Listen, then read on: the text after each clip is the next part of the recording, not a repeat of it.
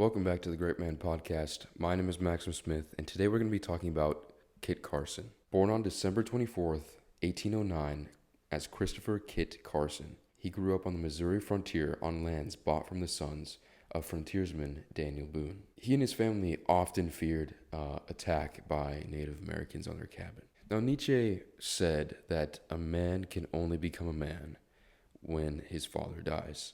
Carl Jung said that that can take place metaphorically, but this would be important in Kit Carson's life because in 1818 his father, who was a farmer, died, and so he had to help raise his other 10 siblings with his mother. And because of this, he could never receive an education, and he never learned how to read, and he was very ashamed of that. Now, Carson was apprenticed to a saddle maker in Franklin, Missouri at age 14, but he longed for freedom and adventure. In 1826, Carson fled Franklin, breaking his contract with the saddle maker. He headed west on the Santa Fe Trail, working as a laborer in a caravan of merchants. Now, after Kit Carson left, there were many frontiersmen who taught him how to be a trapper and fur trader, and this would be something that Kit Carson would pursue in the next 15 years. Carson started working as a mountain man when he was 20 years old. Along with well-known mountain men like Jim Bridger and Old Bill Williams, he traversed numerous regions of the American West. In Taos, during the winter of 1828 to 1829, he worked as Ewing Young's cook. He went on Young's 1829 trapping excursion with him, and Carson would be greatly affected by Young's leadership on these excursions that they would go on. In 1829, the group entered Apache country along the Gila River. The assault on the expedition was Carson's first exposure to physical conflict. Young's party continued on to Alta, California. They traded and trapped in California from Sacramento in the north to Los Angeles in the south. And in April of 1830, after having trapped along the Colorado River, they made their way back to Taos, New Mexico. Now, living as a mountain man would be extremely difficult.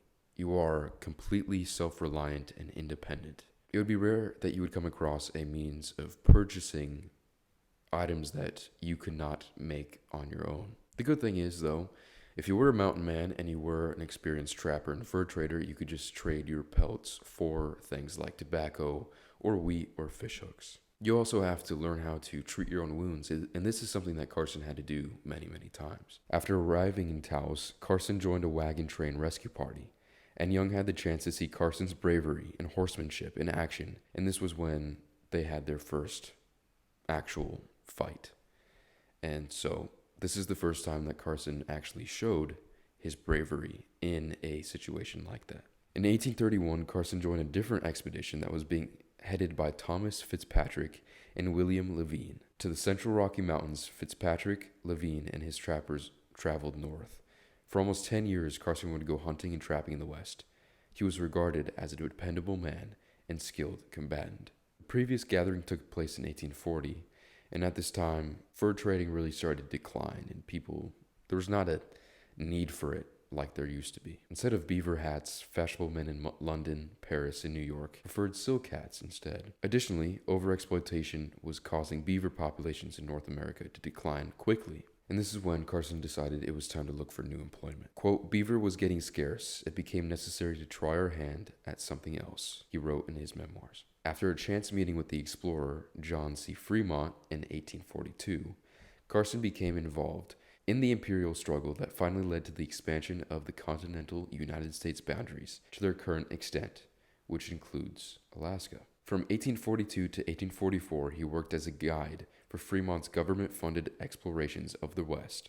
In 1846, at the end of his third voyage, he was in California when Fremont instigated the revolt that has come to be known as the Bear Flag Revolt. General Stephen W. Kearny, who was on his way to California with orders from the president to assume control of the territory for the United States, met Carson while he was traveling to Washington, D.C. with dispatches from Fremont. Kearny pressed Carson into duty as a guide for his forces. And from that point until the end of the Mexican War, Carson alternated between leading and directing troops and carrying dispatches to Washington, where his reputation for valor, patriotism, and devotion to duty earned him many allies in the high office. By 1861, Carson had returned to the front lines and was serving the Union in the Southwest Theater of the American Civil War as Colonel Carson of the 1st New Mexico Volunteers. He was given orders to defeat the Navajo people in 1863 as they fought for ownership of their ancestral lands. Carson directed the wholesale devastation of the tribe's homes, crops, and animals with the help of the Navajo's adversaries, such as the Hopi and Zuni. When the Navajo gave up in 1864, Carson sent about 8,000 of them on what is known as the Long Walk, a 300-mile forced march to Bosque Redondo in New Mexico territory. Then in November of 1864, Carson fought his last significant engagement at Adobe Walls, a trading post in the Texas Panhandle. Before directing a withdrawal, he led a force of about 300 volunteers to draw against 1,000 of Kiowa and Comanche. He was employed as Colorado Territory's Superintendent of Indian Affairs from January 1868 until the time of his passing. Now, after all of that, Carson returned to Taos to make an effort to transition into a career as a businessman and rancher. Midway through 1853, Carson departed New Mexico with 7,000 churro sheep to bring them all the way up to Oregon and Northern California, which is a long way to herd some animals. Now, like I said, after he was in the military, he decided he wanted to settle down and become a rancher, and that's exactly what he did. Carson began ranching after being mustered out of the army and settled in Boggsville, Bent County. Carson's final wife, Josepha, passed away from complications shortly after giving birth to their 9th child. Carson was devastated by her passing. At the presence of Dr. Tilton and his friend Thomas Boggs, he passed away on May 23, 1868, at the age of 58 years old, in the surgeon's quarters at Fort Lyon, Colorado. His final remarks were, quote, "Friends, farewell. Goodbye, comrades." His abdominal aortic aneurysm was the reason for his demise, and Taos, New Mexico is where he's buried. Now, this is kind of like Teddy Roosevelt. This is another man that needs multiple videos done on him, because I did a very, very brief overview of his life, very brief, and skipped over a lot of specific special moments. And that's the point of these main videos, is to just go over the brief things in life that still show generally that these were great men and that they lived amazing lives. So I think this requires a part 2 as well, and just like the Teddy Roosevelt videos, it will require a part 2 for sure. Because, I can go over the basic things, and that takes about 15 to 20 minutes. But to go in depth into some of these specific special things he did, or that Teddy Roosevelt did, is important, and that would also take another 15 or 20 minutes to go into one single period of their life. But I hope this was a good video for you guys. And Kit Carson was a extraordinary man of the West. And I think, in my opinion, those are some of the greatest men of America were in the West at that period of time.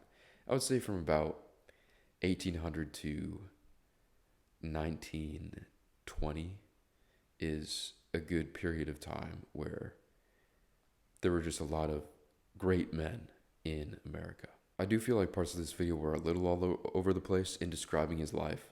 So in the next part of this series, this little tiny mini series for Kit Carson, I will be very, very specific on one specific topic or one specific period in his life, and do it in chronological order to make sure all the facts are in chronological order. But anyway, guys, I hope you guys enjoyed this video. I definitely did, because I always do. I think it's always good to talk about great men so that we can not be exactly like them, but understand their lives, understand what made them great, and try our best to become great men in our own ways. But anyway, guys, thank you very much, and I will see you guys next time.